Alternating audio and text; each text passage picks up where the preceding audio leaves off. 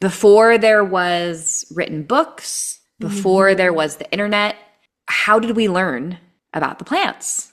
We learned from them in our listening and in our dreaming. You are dreaming. If you are a Homo sapien and you are sleeping, you are dreaming. Welcome to the Wild Herbs Podcast, where we unpack and uncover the healing properties of wild herbs so you can heal naturally with the plants beneath your feet. I am your host, April Punsalan, wild untamed plant lady, also a botanist, an ethnobotanist, and herbalist dedicated to teaching you how to heal with plants. If you want to learn edible and medicinal plants, you are in the right place, my friend. I'm super honored and excited because today we have a wonderful guest that you are going to absolutely love learning from. Her name is Lauren Morgan, and she's a community herbalist, a dreamer, an earth-based ceremonialist, a healer, and the author of the book Seasonal Herbalism, A Beginner's Path to Medicine Making and Dreaming with Mother Earth. She's a mother of two and a teacher, and she's the creatrix and host of the Herbs and Dreams podcast, and she lives in the mountains in Washington State. Welcome to the Wild Herb Podcast, Lauren. Oh, thank you, April. Yeah, it's truly an honor to be here, and I'm always delighted when I get to sit and chat and herb geek out with a fellow plant ambassador. And yeah, just thank you for your work and your walk and all that you are doing in bringing forward the reconnection between people and plants. I think that that's good medicine that you and I are both blessed to be carried by, and it's an honor. So thank you. Aw, thank you for coming on. It's an honor to be with you. I'm like picking up on the Washington vibe with you, and so it feels great, East Coast, West Coast. So you have this wonderful love for plants and a deep passion and reverence for the earth that I can feel just from looking at your website. Before I even got to see you or talk with you, I felt it really deeply, like the sense of reverence and deep connection. And you've been blessed with dreaming and dreaming with plants, which I feel is such a gift to receive. You have, this Herbs and Dream podcast. You have a membership with Dreaming and Herbs, and I just find it really fascinating, this wonderful connection that you have. And so I would love to hear how you got started with the dreams and plants, and maybe what is the first plant that appeared to you in your dream? Who came to you first? Who came to me first? Yeah. Well, I'm a Gemini moon, for any of you or listeners who are into astrology, which means that my moon is like my inner nature. So like, the way that I feel at home within life and within myself. So on the inside, I'm a twin. So I have two parts of me. So it's the herbs and the dreams. And it's interesting because for a long time, I separated them. So I would just teach my herb classes, like here's my intro to herbalism classes, and then I would do my dream circles. And I kind of came to this experience, this aha moment a few years back now, where it was like, you need to bring them together.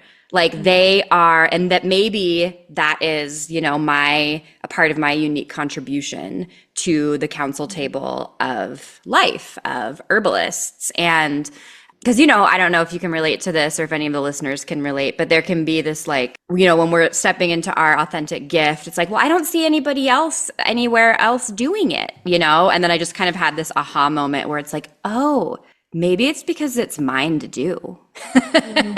And so anyway, my life has been a devotion to the plants and to the dreams, but really beneath that is a deeper devotion to Mother Earth, and in that to all of her children, which is all of creation, which is the web of life. My favorite word for that is the dream of the earth. My first venture into these ways, my first doorway into kind of healing and reconnection work was the herbs, was the plant. So I was super blessed to be found by the plants and given a teacher at the young age of 20.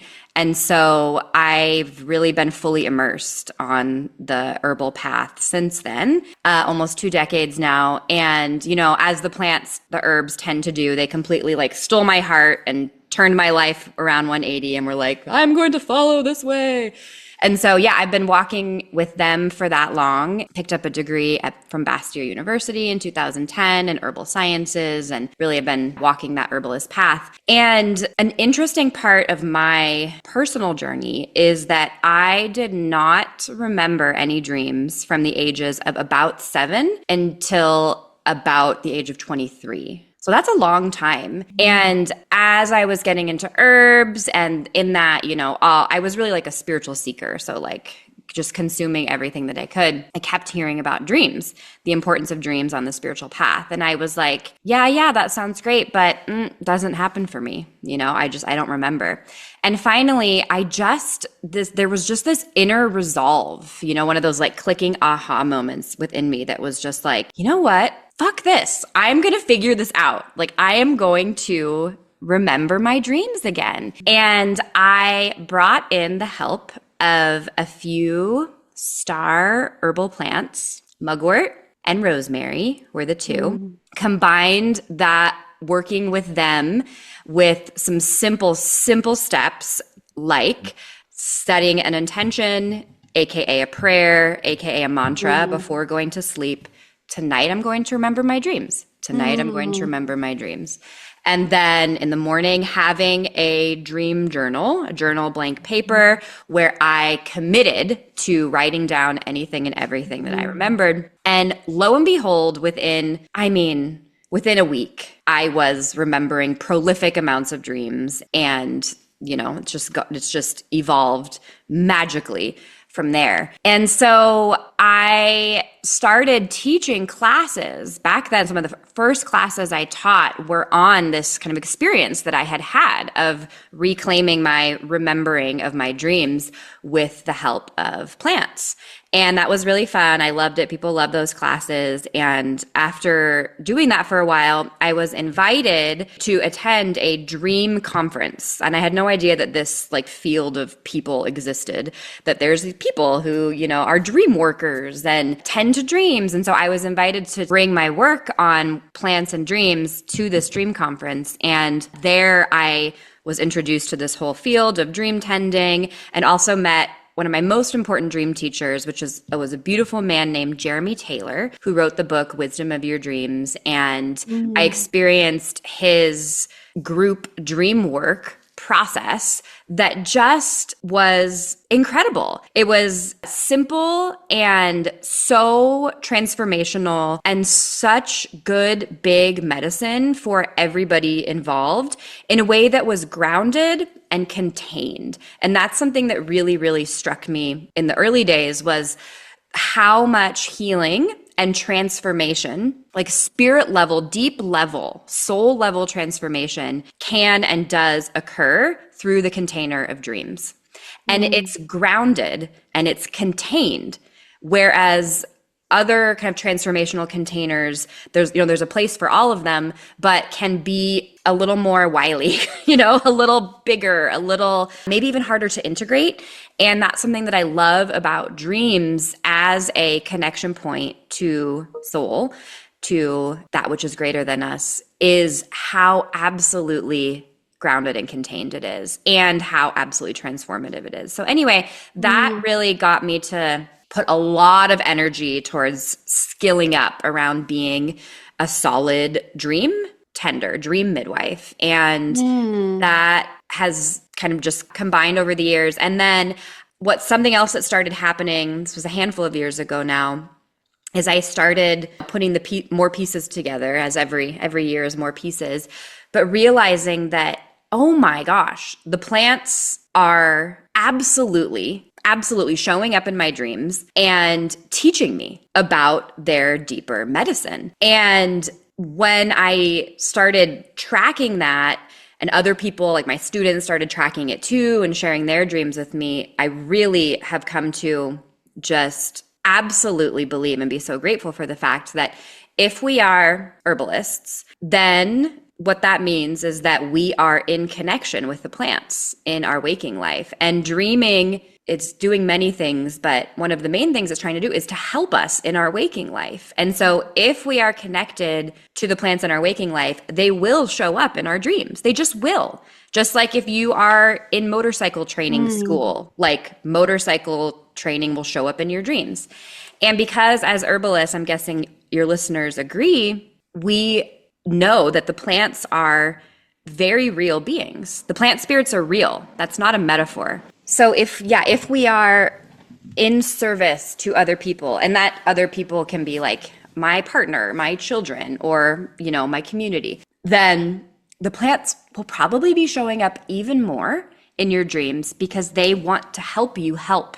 They want to help you help your people. They want to help you help the world. And so I'm like a collector of dreams featuring healing herbs and have learned a lot about kind of how they work in dreams. And so you asked about a dream. One dream that I will share is, this was probably a decade ago, maybe a little bit more. And here's the dream. So for your listeners, you can kind of, as I'm sharing the dream, you can do something that we do in community dream work, which is you can dream my dream. So like slip my dream on over your beautiful brain and just like see where it takes you. So in the dream, I am on a mission. I have this feeling of like, I am on a sacred quest. And my quest is that I need to go and rescue a flat of 8 mugwort baby starts, from an herb school. This is my quest. And I am on my quest. And what I'm struck in the dream that I'm in this like warehouse district of like a city. And I'm really thinking about like, wow, where's the nature and where's the plants, where's the wild? Like this is very sterile. And I get into the herb school and I am indeed in this warehouse with no windows, and I'm really struck by the fluorescent lights. So I do successfully retrieve the flat of mugwort and get out of there. And that's the dream. And so like all dreams, Jeremy, my late mentor used to say, Jeremy Taylor would say, all dreams have infinite meanings, meaning there's no one way that dreams mean. But as I've sat with this dream, what I've come to understand is that this dream was showing me about the need, both within the culture and also as it constellates in my own life, to kind of rescue or replant, if you will, the dreaming and the wild and all these things that mugwortism represents back in the culture and kind of take it out of this sterile, disconnected way of learning. And because that is one of I have many favorite attributes of dreams, but one of them is that they connect us, they reconnect us to the land, to the earth. She is dreaming us. The plants are dreaming us. The places we live are dreaming us. We are connected to it all. And dreams are one of the most easy, built-in, powerful ways to receive and be in that connection. And so my life has really been a devotion around kind of, rescuing the dreaming from the sterility of the overculture and reincorporating it back into our herbal practices. It was great. I appreciate you sharing, your path with the dreams and the plants. I did a dream group with a woman named Lale, and it was powerful. And she has like books and books and books of all her dreams. And I have another friend that writes her dreams down. And I've kind of like do it and then I don't do it. And then she's like, use the voice memo. And then I use the voice memo and then I don't because I'm like, I don't want to pick up my phone. And so I love having this inspiration from you and from her. And I need to write my dreams down. I do think it's a very powerful. And I want to get back to one thing that you said about how the earth dreams. Dreams connect you to the dream of the earth, and the earth is dreaming us. Because I think this is a very powerful message that you feel and you embody completely. And so hearing it from you, I think it would be good medicine for all the listeners. I want to go back though to this rosemary mugwort that you did. And so did you drink the tea and put the plants by your bed? Can you go through kind of your little ritual that you did? Can you share that? Totally, totally, totally. Yes. And first, what I'll say is that when we are working with plants in more of a spirit way, like in Mm-hmm. a plant spirit medicine way, which that I feel like has even gotten a bit of a bad rap. Like, oh, it's just, it's plant spirit medicine. It's like, no, it's you creating this opportunity for engagement, spirit to spirit, soul to soul. And Mm-hmm. so when we're working with a plant at more of a spirit way, we can kind of bring them in whatever way works for us, you Mm-hmm. know? So like so I'll tell you what I did and then I'll tell you what you can do. I believe that I made a mugwort pillow and tucked it under my bed. And I got a sprig of rosemary and sat it next to my bed. That's it. And that is herbal medicine. And because in that that invitation, they are being brought into my sphere and they can work on Mm-hmm. me and awaken within me the medicine that they are and have and carry. So mugwort is really the dream weaver. She holds that energy of connection to the dreaming, which is to the wisdom within. And she's sacred to the moon, and the moon is also our dreaming, that which is often hidden. Like she really has and holds that medicine. And rosemary is for remembrance, right? Like she helps us to recall, to remember, like supports our minds in that. And so that's what I did. And I'll say that since then I've done it and taught it in many other ways. Mostly what I say is bring them in the way that works for you. So Mm-hmm. most recently I have a dreaming oil that's just a mix of, it's mugwort and rosemary infused in olive oil, and then just paint it on your third eye, on your heart before going to bed. And then it'll go even deeper if you open your heart and toss out a hello to these plants. And I like that. Toss out a hello.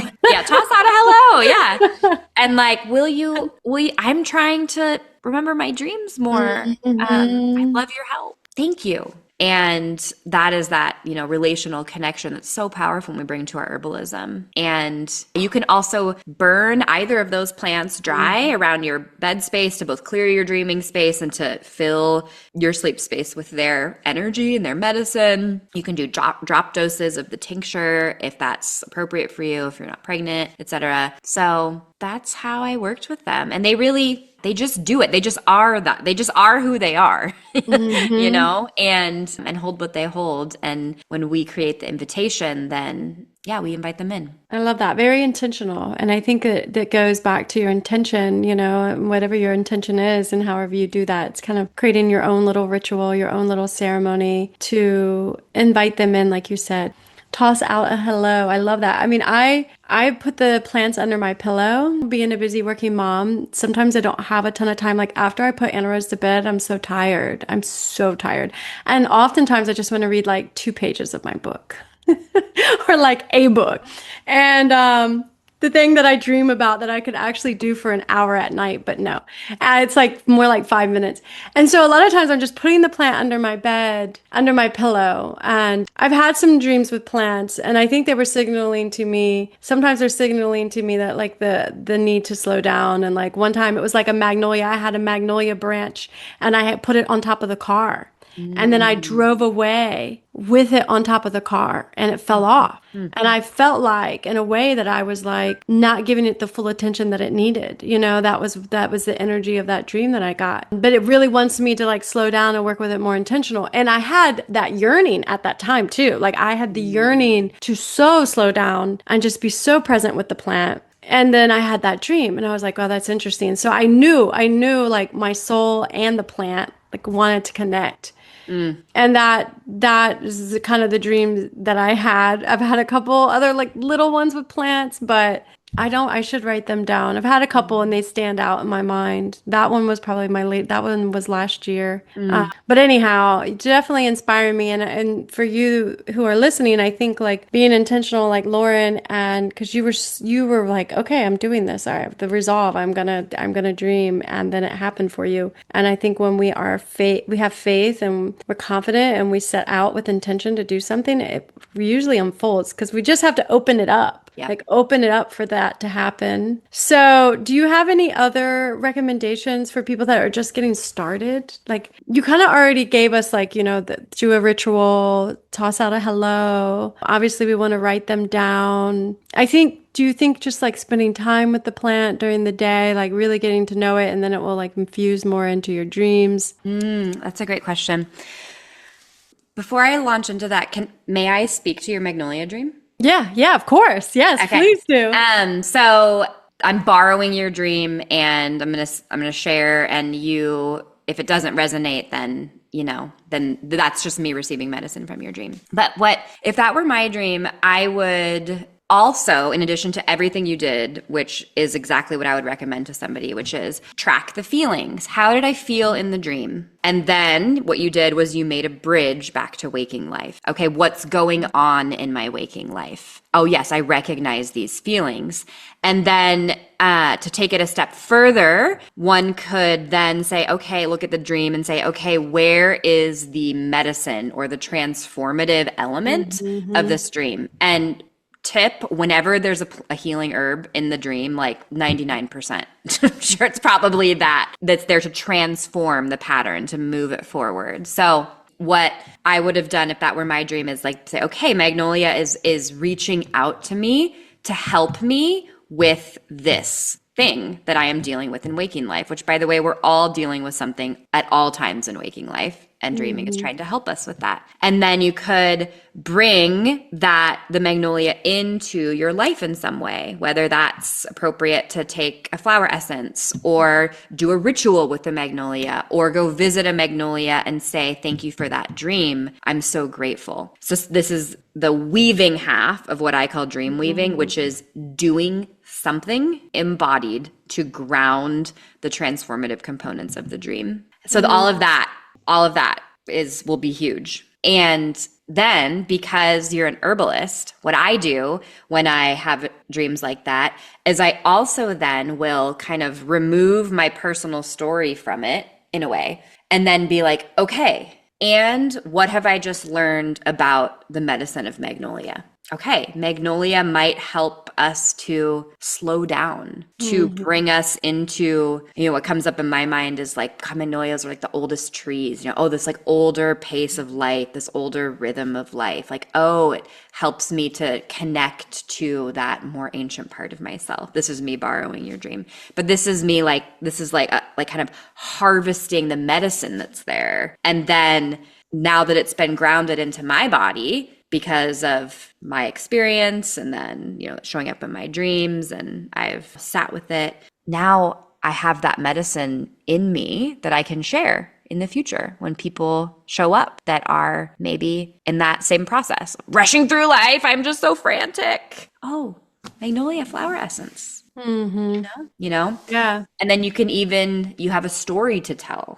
Stories are medicine. Stories to tell about the dream and the time. And what I have found is that when I'm sharing medicine that has been gathered into me through my dreams, from my dreams, it's bigger when I share it. It's more, it's deeper, it's wider, it's broader, it's more connective, it's more transformative, it's more otherworldly. Because dreams, a way to think about it is dreams come from the other world, as like my Celtic ancestors called like the more than this world, So they have this magical, mysterious quality to them. They do. I mean, yeah. So yeah, I just want to toss that in for like herbal listeners. That's like kind of how it looks and feels, from like on the rhythms. So yeah, and about for listeners that are wanting to turn in dreaming's direction, what I want to say to you is if you are somebody who's like, oh yeah, like I was 15 years ago, I don't remember my dreams. That's just not for me. You are dreaming. If you are a Homo sapien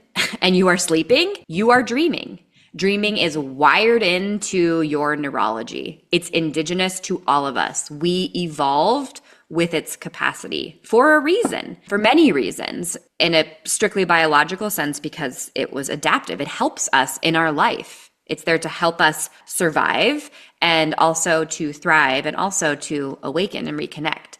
So you are dreaming, you've just developed a habit of forgetting. No big deal. Many of us have in this time, place, and culture because we don't live in, and this is unique in terms of human history, that we don't live in a culture that centralizes and values dreams as messages from individual souls, as messages from the earth, the dream of the earth herself, as messages from the future and potential futures about what might be arising and how we can pick up on those pieces. If you think in a very mundane sense back to our Paleolithic ancestors, like in our dreaming, we could sniff out things that were coming in the future. Like, oh, maybe the enemy tribe is invading. I had a dream about it. Or like, oh, the food moved. Maybe we should move. So it's adaptive. And all that to say, you are dreaming. You just developed a habit of forgetting, but they haven't gone anywhere. I promise you. They're still there. They're there. And that is why it is remarkably easy to begin remembering them again. I know this in my own body, and I have yet to have a student or somebody that I've supported who hasn't been dreaming for a long time and their dreaming doesn't turn back on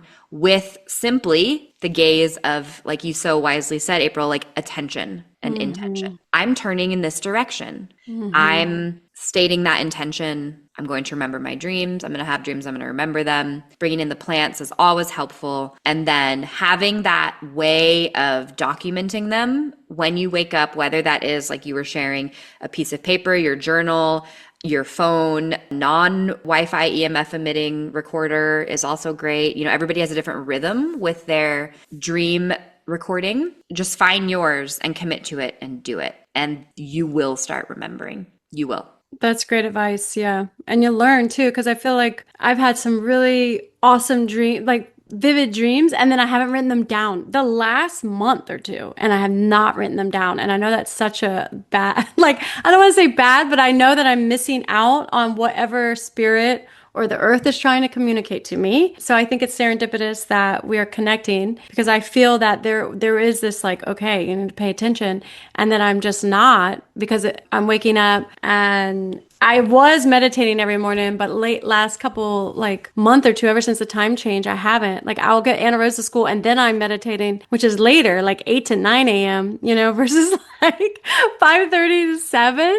So my whole morning is just, I gotta get it. I will get it back, into a good flow and a rhythm. So my rhythm changed. And part of that, and I think this is it, because I'm sleeping longer. I'm not waking up to do my meditation. So I'm getting extra dreams, extra juice. And so that is why I really should be writing it down, because that's a message that I'm receiving that I'm not valuing all the way. I feel I know I'm supposed to, but I just haven't. So I'm going to try. I'm going to try. I'll email you in a month and be like, this is the most vivid dream I've had. Thanks to you. I just want you to know I'm a mom too. My kids are 5 and 7. So I want to share something actually on that so my kids are 5 and 7. I was deeply on the dreaming path before I became a mom. And I was gearing up for a couple years of not dreaming. I'm okay, I'm going to be having my babies. It's not going to be the focus. Well, what ended up happening was actually the opposite, where those few years, my kids are 20 months apart. So it was just kind of one lump sum of, pregnant postpartum, were some of the deepest dreaming years of my life. And I wondered about that until I heard that in Tibetan Buddhism, there's a whole branch of practice known as dream yoga. And what the dream yogi practitioners do when they're on dream retreat is they wake themselves up every 90 minutes in order to increase their dream recall. And the reason they do that is because our REM cycles, our sleep cycles, are about 90 minutes, and our dreaming happens at the end of every REM cycle. And that every REM cycle that we go through during a night brings us deeper. So those dreams, like you're so wisely saying, right before you wake up for the day, are going to be your deepest dreams. Well, any mom will recognize the 90-minute sleep pattern that I'm talking about, which is what we as postpartum moms are experiencing with, especially with our newborn babies. We're getting woken up at night, you know? And I just love that so much, that like built into our moms' bodies, our women's bodies, is this like, you know, this dreaming rhythm, the spiritual awakening rhythm that we just get access to with our mothering. So I get it. And the life flow is always changing. And I'm all about going with the flow of where your life is at. And so that's why it's really like, it's find the flow of dream recording that works for you, and then just do it. And if you miss some, whatever, start again.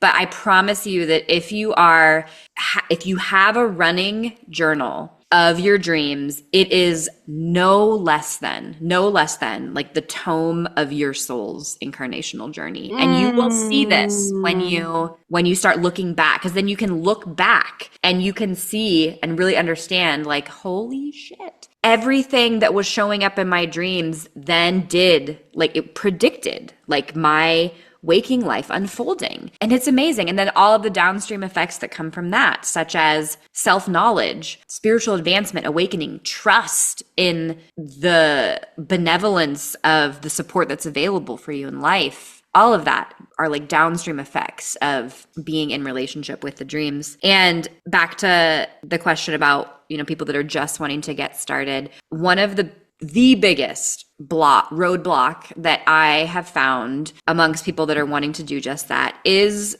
this belief system that was probably absorbed from the overculture that does not have a trust in the wisdom, supportiveness, benevolence of dreaming. So the first kind of inner muscle to grow is that trust, like a trust in dreaming's wisdom. Dreaming has your back. It's on your side. It is from your soul. It is from the soul of the earth. It is from the soul of all of the communities, circles of kinship you are a part of. Dreaming is here to help you. Even, and actually it's especially the nightmarish and terrifying ones. That's often a block for people is, yeah, they all have nightmares. how could that be helpful? And you just have to, you grow your trust and and after you've worked with a few nightmares, you know, you see like, oh, right, that was trying to help me. And it was so startling and grotesque because it was really trying to get my attention. It was really important that my attention be got around this issue.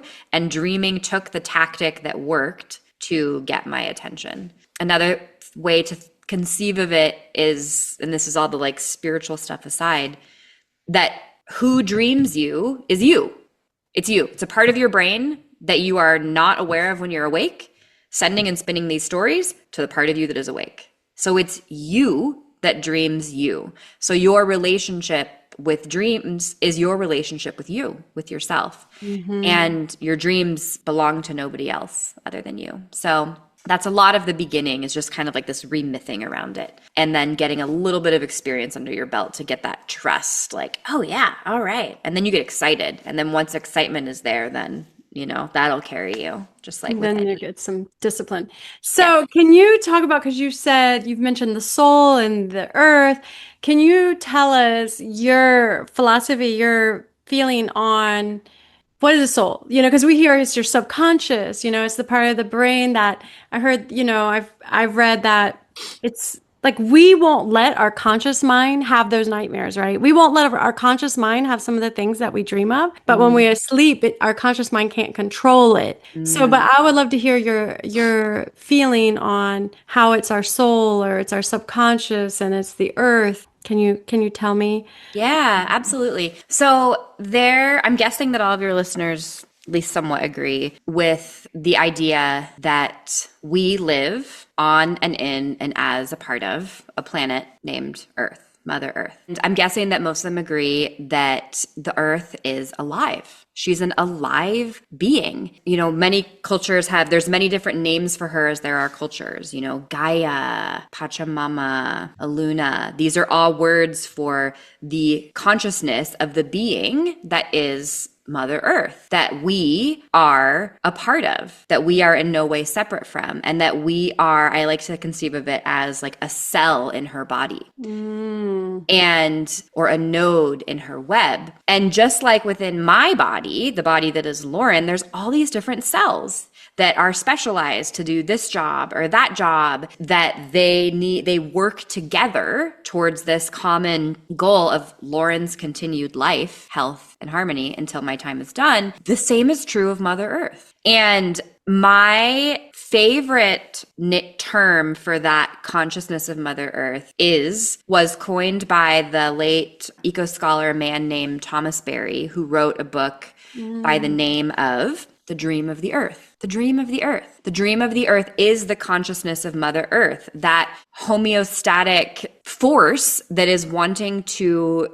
keep her going. And that because we are cells in her body, we are being informed, instructed by her about our job to play. Just like in my body, there's hormones and neurotransmitters and these things flying around telling my different cells what to do. The same is true in the body of Mother Earth. And these get into the ways that those instructions come downstream to us is through all the ways of listening when our egos get out of the way. So listening to the land. In deep ceremony, when our egos are out of the way, we get those instructions. Tracking synchronicity, tracking patterns, listening to our instincts. These are all ways of receiving instruction from the Dream of the Earth about what is ours to do. And my favorite, because I think it's so incredibly effective, is dreaming. Our night dreams. We are getting instructions from her. And so the way that I conceive of it is that my role to play in her dream, Mother Earth's dream for herself, the dream of the earth, her consciousness, is my soul. It's what I'm here to do. You know, it's what you're here to do. It's why I came to this world. And that in doing that, in fulfilling my role, I am helping Mother Earth, the whole web, and also awakening to the broader truth of all that I am within that. And so that's how I conceive of the soul, is that it's why I came to this world and what it is that is mine to do. And I will add that dreaming, the wonderful author, teacher, Robert Moss, who wrote a lot of dreaming books, which your listeners could definitely listen to. He's amazing. He says something to the effect of, dreaming has nothing to do with sleep. It's all about waking up. Waking up out of the slumber of this world, waking up out of the spell of kind of going through the humdrum of the old overculture. Like, who are you? Who am I? What is this world? Why are we here? You know, dreaming, if we stay dedicated to it, takes us on that path of awakening. And in that, our connection to all of creation, the whole web, also grows. And so it's a win-win-win. And it's endlessly magical and so fun and just truly delightful. Thank you for sharing that. I love your philosophy and your heart and your soul and how you feel that you are a cell in the living earth. I think that is a beautiful way of thinking about our existence here on the planet. Very, very beautiful. I've heard of our Thomas Berry. I went to a retreat and I saw his books there. Cool. Yeah, and there's a woman that does, you may know her, but she wrote a book called The Church of the Wild, and she's very influenced by his work.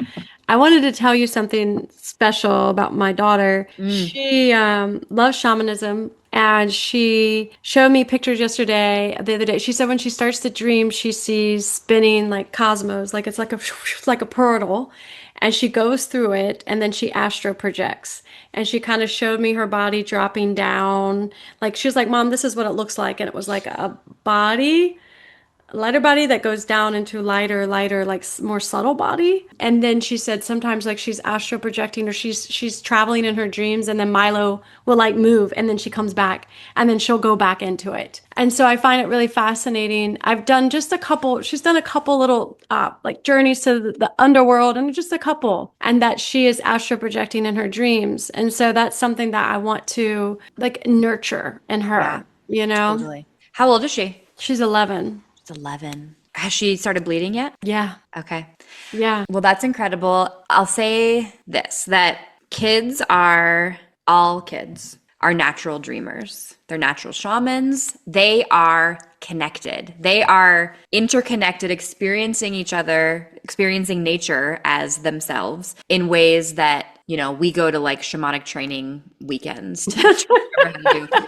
And so as parents, as caregivers, in these times, like, yeah, my job is to help them retain that and not lose it in the way Yeah. that I did. So I love your prayer and intention there. And I'm mostly saying this for the listeners too, that like I said, everybody is a dreamer. Every human being is a dreamer. We have these brains, they dream. And some of us, myself included, are dreaming is a part of our soul medicine. Like it's an important part of why we came. And it's an extra developed skill that we have as compared to others who have other extra developed skills. And so, yeah, I would wonder if like dreaming it's a part of her path in some way. Cause that's advanced, if you will, to, yeah, like here's the portal that I go through and then I'm astral projecting and I'm conscious that whole time. That's awesome.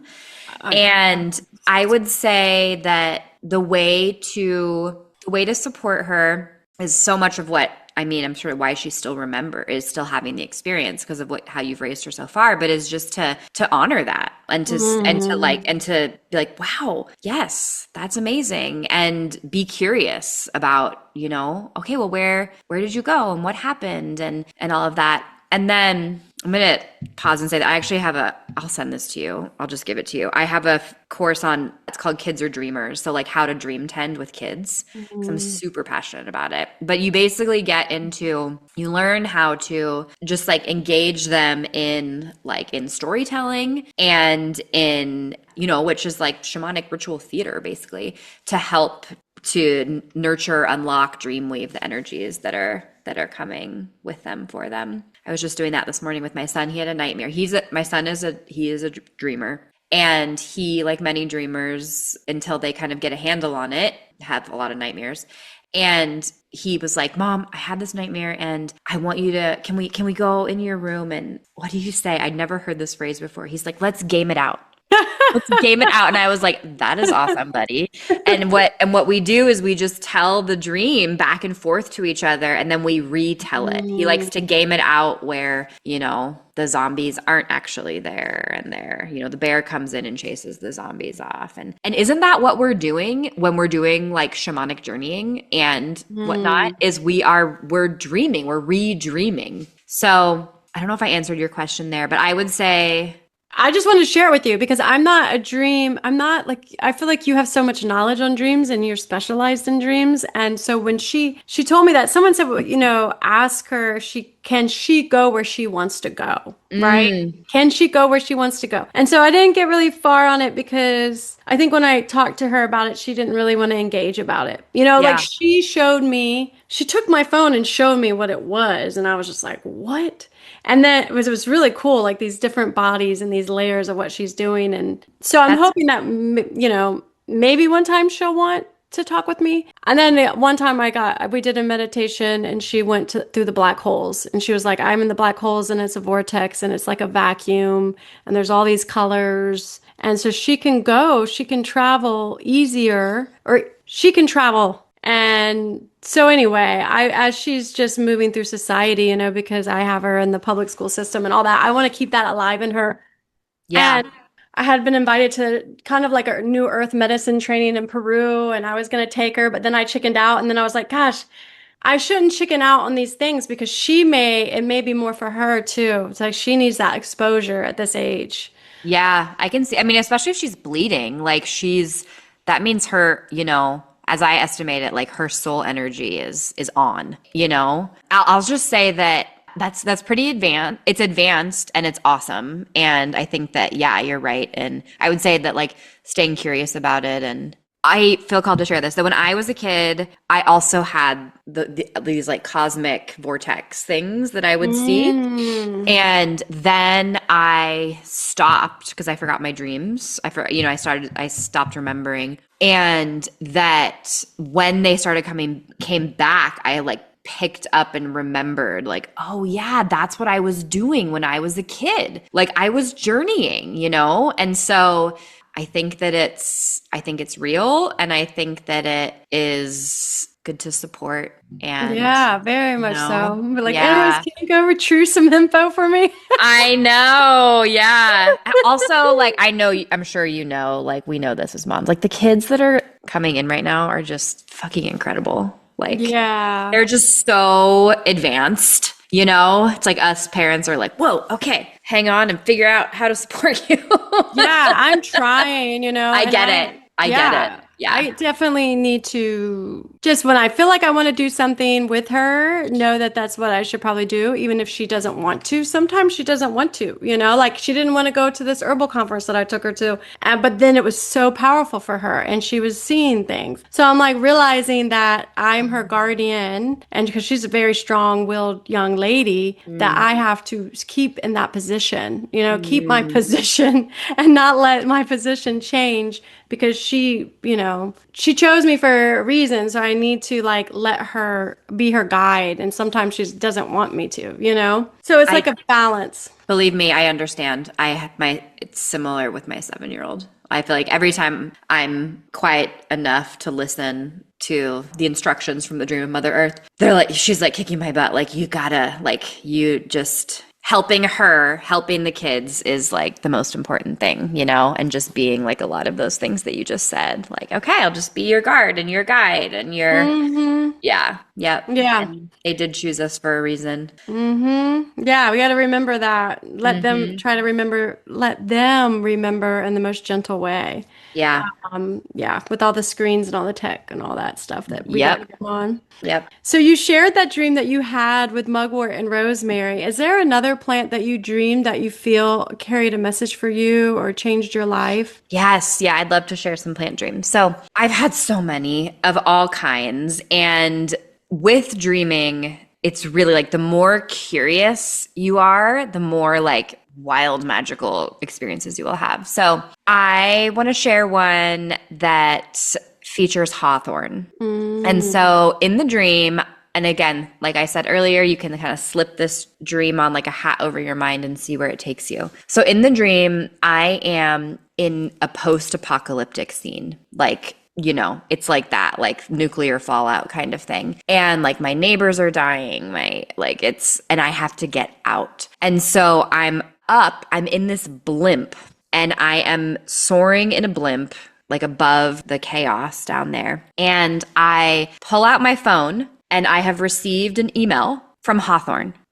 And the email from Hawthorn simply says, "Dear Lauren, in times like these, generosity is all that matters." Mm. In times like these, I think it was in times like these of post-apocalyptic fallout, generosity is all that matters. And that was it. So what do I do with that? Well, like your Magnolia story, clearly that was a message that I needed to receive at that time, right? For some reason, my heart needed to open to more generosity. But that's just the tip of the iceberg, because then when you sit with that, and I see that as, and this is, I really want the herbalist listening to get this, that you look at the dream as though it is the plant teaching you about its medicine. So now I take away my personal story. And I'm like, okay, Mm-hmm. Hawthorn, what are you teaching me about yourself? And I mean, so many things, honestly. But places that it's taken me is really like, okay, Hawthorn really is and has and holds this medicine of generosity. Absolutely. Anybody who's harvested Hawthorn knows, like, oh my gosh, she's so, there's more flowers and more berries and it's easy, and generosity, but also like generosity of the heart, like more heart energy. Like she opens our hearts to more generosity towards self and towards others. I had a student, because this is a dream that I'll share with in circles and have everybody kind of share where they feel like Hawthorn is taking them and teaching them. I had a beautiful student. She was young, couldn't have been over 20, say, I feel like Hawthorn is saying that when I am in a time of personal post-apocalypse, like I just went through a shatter, heartbreak, Mm-hmm. somebody died, chaos, that it helps me to be generous with myself and me to move through that time of post-apocalypse. And all of that is huge, all of that is huge. It opens up and broadens the Hawthorn's good for the heart. Yeah. It's like, okay, well, what does that actually mean? Mhm. So that's one that I love. And I have received emails from Hawthorn, or sorry, received emails from multiple plants. I've received notes. Sometimes my dream journal will it'll read like this, like the whole dream was taking place inside of a devil's club or inside of a lemon balm plant. And that is really like my cue, like, okay, this is the plant teaching me. I've had multiple dreams where the plant shows up in other ways. Like I'm thinking of one where I was wearing a dress that had roses printed on it. And it was like, okay, this is a rose dream. This is Rose teaching me about Rose. Sometimes there will be like an actual ritual in the dream involving a plant. And if that happens, then might be wise, if it is safe and indicated and all of that, to actually do the ritual to ground. And I just want everybody to know and to kind of think about how before there was written books, before there was the internet, how did we learn about the plants?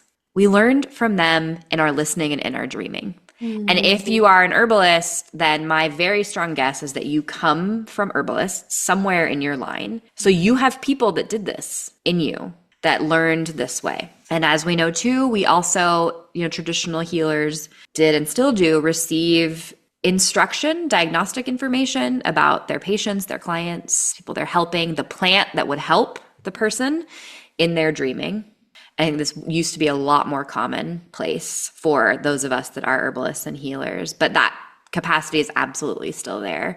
And my dreaming helps me incredibly in my work as somebody of service who brings the plants to that service. I want to share one more little dream because I love this one and I love sharing it and it wants to be shared. I had a dream where I am in a situation where I'm looking at my friend. My friend is there and I'm looking at my friend and I notice that she looks a little out of her power, kind of like deflated, and then Cottonwood, poplar tree, kind of pops in and says to me, so this is a dream where I kind of like hear it and know it. The Cottonwood says, she needs Cottonwood. Or she needs me, basically. She needs me because I help unblock the throat chakra specifically in women. And that was the dream. I had that dream many years ago now. And so again, at the time, I probably needed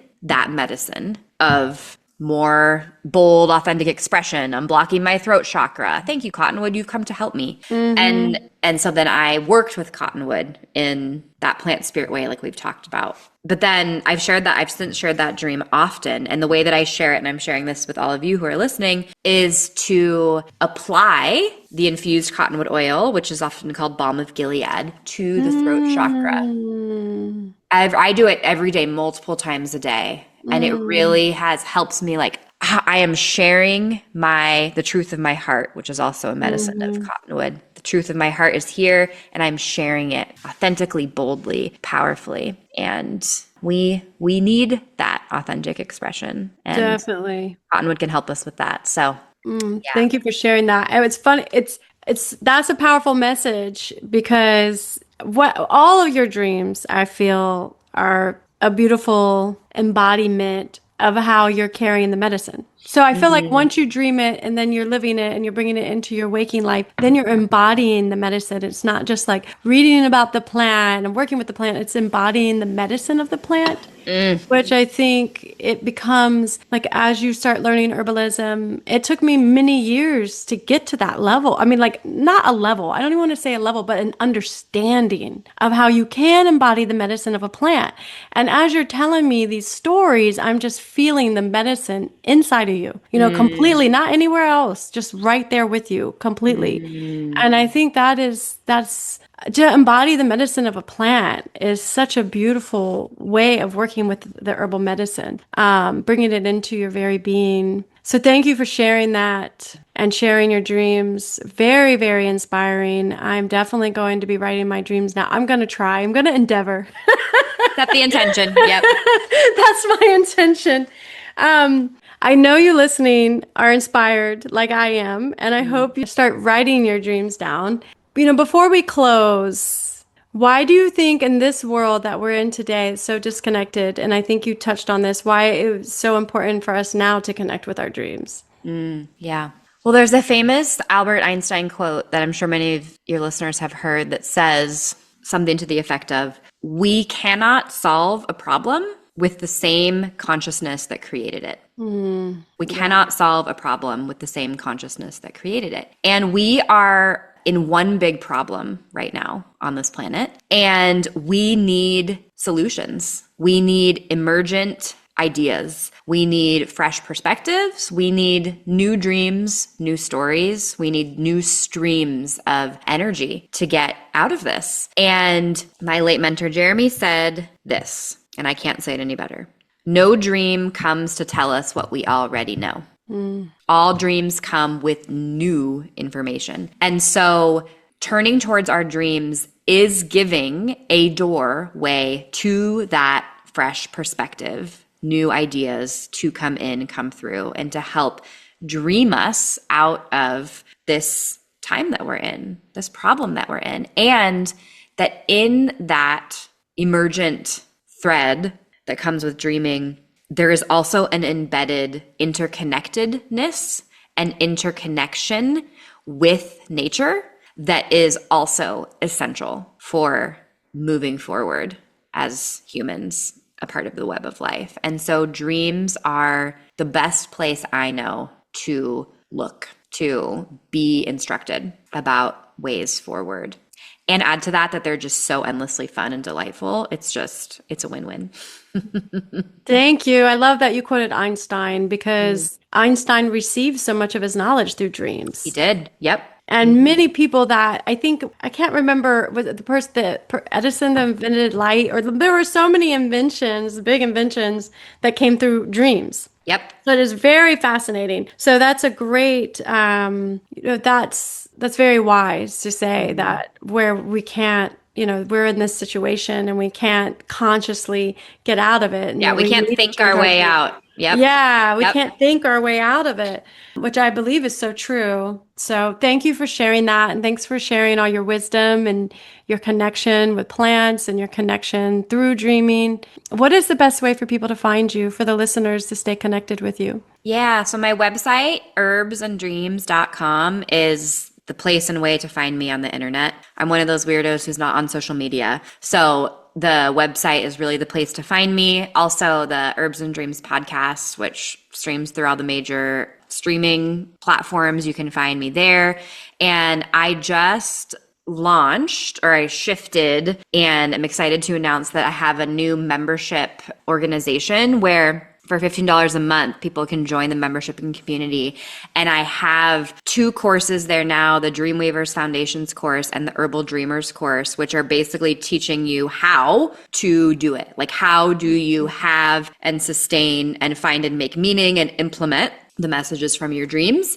That's the Dreamweavers Foundations. And the Herbal Dreamers is for people who are already herbalists, spirit workers, healers, and are wanting to bring dreams into their practices. That is there for that. So those are just making them available through the membership for $15 a month. And there's also live dream group calls with me and more. So herbsanddreams.com is really the place to find me. And I truly do love helping people to remember how their dreams are supporting them. And so, yeah, that's such a beautiful offering. I will put a link to the show notes. So go to the show notes and click the link to view Lauren's offerings and connect more deeply with her through her podcast and her membership. And gosh, thank you so much. It's hard to end. You're such a kindred spirit. But thank you so much for your time. And thank you for those of you who are listening. We give thanks for this beautiful day that we're alive. And we give thanks to be here on Pachamama, Gaia, Mother Earth. Thank you for letting us dream this dream with you. Thank you. Thank you, April. If you enjoyed this podcast, make sure you hit subscribe and share this podcast with your friends. Give us a great rating. This will help our little show grow.